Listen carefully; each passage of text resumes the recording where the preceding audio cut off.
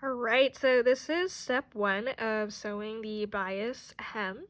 And so I am going to take, this is particularly for working with curves, like with the cascading overskirt. I'm going to start with the bias tape at the top of the curve there. That will be the waist. And the right side of the material should be facing up. And then I am going to pin the right side of the bias tape along the curved skirt hem. And I personally like to leave the ending loose like this, and then I like to trim it after that seam is sewn. I recommend sewing with a 0.25 inch 6mm seam allowance for this, and just sewing along that crease line for this single fold bias tape.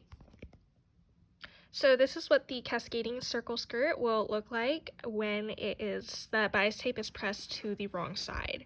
So that's what it's going to look like on the wrong side, and that is what it should look like on the right side.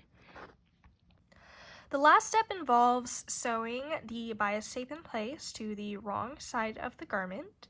I used a 0.25 inch 6mm seam allowance.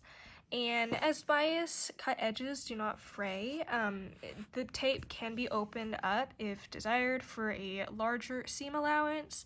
However, I do believe that leaving it folded in provides for a neat finish.